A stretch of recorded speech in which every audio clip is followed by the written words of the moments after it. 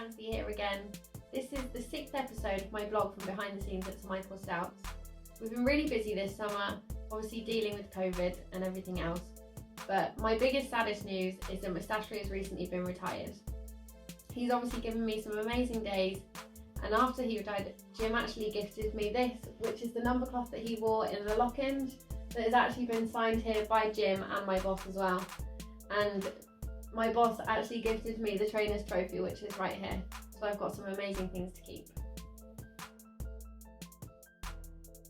Since Mustashry's retired, this obviously means that I don't have a consistent first lot, which means I've been able to have a sit on a lot of different horses since he's left. I've been doing a lot of stalls work, a lot more galloping, and getting to ride with more of the jockeys and leading important pieces of work in prep for big races. This is good for me, and I find it fun because normally I've been on the good horse, which is being led, which obviously was great, but it gives me a different perspective and some different insight.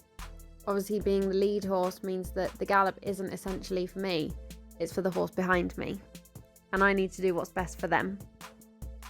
Sometimes I get sent out third lot to watch the 2-year-olds canter. Here we are at the bottom of the lime kilns, and they're just going to canter 6 furlongs up here on the grass.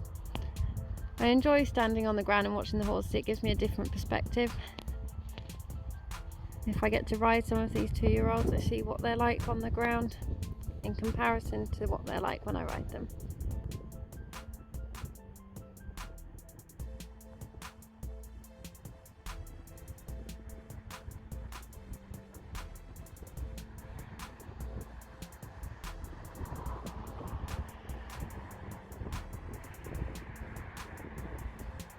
There we go, they've all jumped off very sensibly.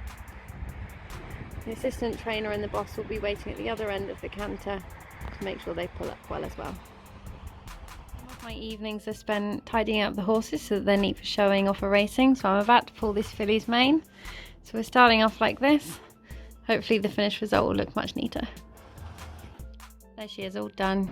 Nice and neat and tidy for the racers. There is a hack show on. To be eligible to compete, you have to have a hack that is based at a trainer's yard and used in the yard as the hack. At the moment they're just warming up, and far over the other side you can see Sarah Dennick on LAM, who works for Sir Michael Stoutes.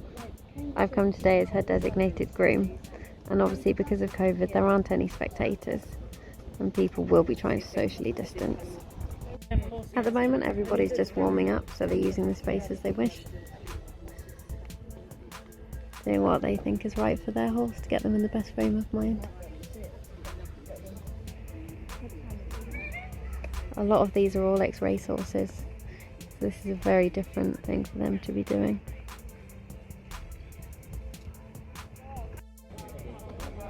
In August this year we had 4 horses put through the sales, which are at Tattersalls.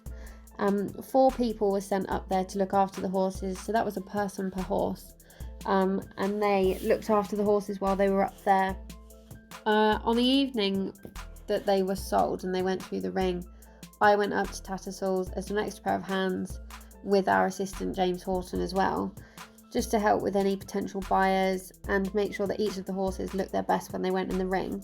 We were really pleased with how each of the horses sold.